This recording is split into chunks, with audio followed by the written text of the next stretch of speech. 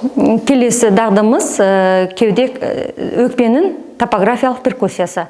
Өкпенің топографиялық перкуссиясы арқылы өкпенің жоғарғы шекарасын, төменгі шекарасын және төменгі шекарасын жылжымалығын анықтаймыз. Жоғарғы шекарасын анықтау үшін өкпенің ұшын алдынан және артынан анықтаймыз. Алдынан анықтау үшін қолымызды бұғана үсті ойыққа қоямыз. Пациенттің басын кішкене сәл бүгемізде біздің бағытымыз құлақтың ұшына дейін бағытталу керек болады. Ашық дыбыстан тұйықталған дыбысқа шейін жүреміз.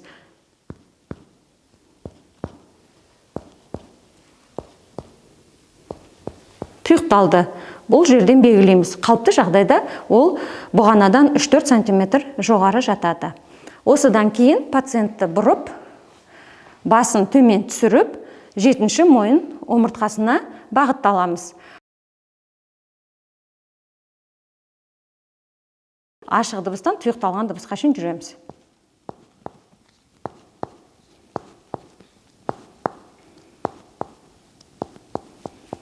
Тұйықталды. Бұл қалыпты жағдайда 7-ші мойын омыртқасынан 3-4 см сыртқа қарай жатады нормада.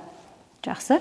Осыдан кейін өкпе ұшының енін анықтаймыз. Оны біз кренинг алаңы дейміз. Оны анықтау үшін осы трапеция тәрізді бұлшық еттің бойымен жүргіземіз перкуссияны.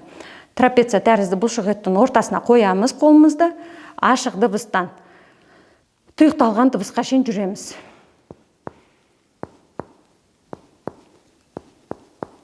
Тұйықталды, белгілейміз. Қайта қалпына ортаға қайтып келеміз.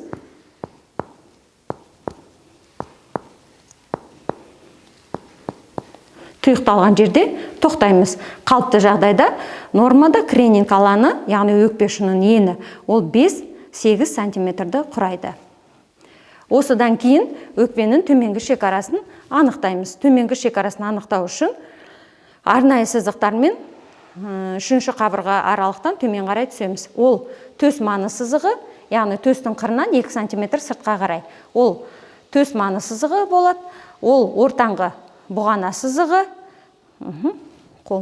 Ол қолтық асты алдыңғы сызығы, қолтық асты ортаңғы сызығы, қолтық асты артқы сызығы және жауырын ұшы сызығы және омыртқа маны сызығымен өкпенің төменгі шекараларын анықтаймыз. Оң жақтан, ал сол жақтан төс маны сызығы және ортаңғы бұғана сызығы бойынша анықталынбайды, өйткені жүрек жатыр. Біз сол жақтан анықтауды қолтық асты сызығы бойынша, қолтық асты сызығымен жүргіземіз. Төс маны сызығы бойынша анықтаймыз, қолымызды 3-ші қабырға аралыққа қоямыз. Қабырға аралықтар арқылы жүріп перкуссия жүргіземіз.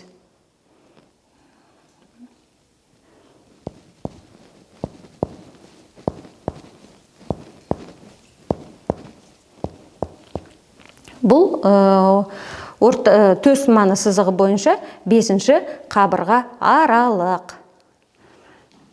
Ортаңғы бұғана сызығымен жүргіземіз. Ортаңғы бұғана сызығы жалпы емізіктің дәл ортасынан өтеді.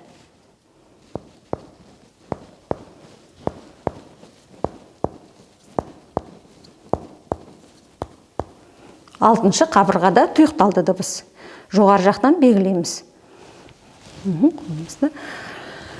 Қолтық асты алдыңғы сызық.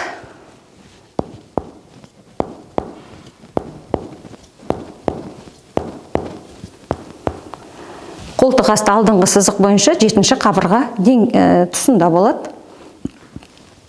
Қолтық ортаңғы сызық.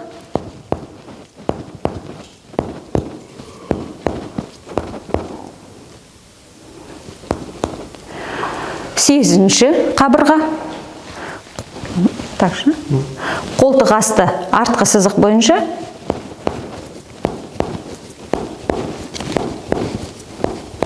Тұйықталды. Бұл 9. Жауырын ұшы сызығы.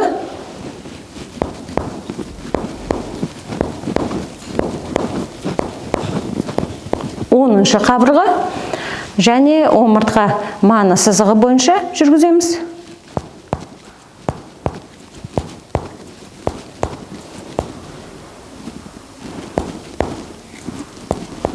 Бұл 11-ші кеуде омыртқасының тік өсіндісі болып табылады. Сонымен өкпенің төменгі шекарасын анықтадық. Ол осы сызықтар бойынша 5-ші қабырға аралық 6, 7, 8, 9, 10 және 11-ші кеуде омыртқасының тік өсіндісімен аяқталды. Бұл осы өкпенің төменгі шекарасын анықтағаннан кейін өкпенің төменгі шекарасының жылжымалығын анықтаймыз. Өкпенің төменгі шекарасының жылжымалығы дегеніміз, яғни өкпе тыныс алып, тыныс шығарған кездегі оның қозғалысы. Қалыпты жағдайда ол оң жақтан 3 сызық және сол жақтан 2 сызық бойынша жүргізіледі. Оң жақтан ортаңғы бұғана сызығы, қолтық асты ортаңғы және жауырын ұшы сызығымен жүргізіледі. Ортаңғы бұғана сызығы бойынша өкпенің төменгі шекарасының жылжымалығы 4-6 сантиметрге тең, қолтық асты сызығы бойынша 6-8 сантиметрге тең және жауырын ұшы сызығы бойынша 4-6 сантиметрге. Яғни 4-6 деп тұрғаным жалпы айтылып тұр. Тыныс алған кезде 2-3, тыныс шығарған кезде 2-3-ке тең болады.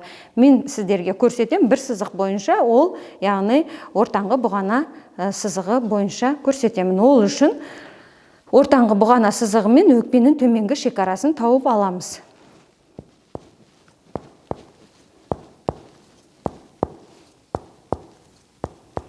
Дыбыс тұйықталды. Осыдан кейін науқасқа терең тыныс алуын сұраймыз. Глубокий вдох.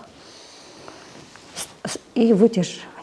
Осыдан кейін ол тез жасалынады.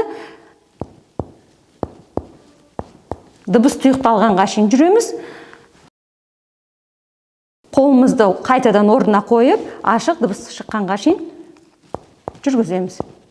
Міне, ашық дыбыс, яғни тыныс алғанда 2-3, тыныс шығарғанда 2-3, жалпы 4-6 сантиметрге тең болады. Бұл өкпенің төменгі шекарасының жылжымалығы деп аталады. Қалыпты жағдайда өкпенің төменгі шекарасының жылжымалығы сақталу керек.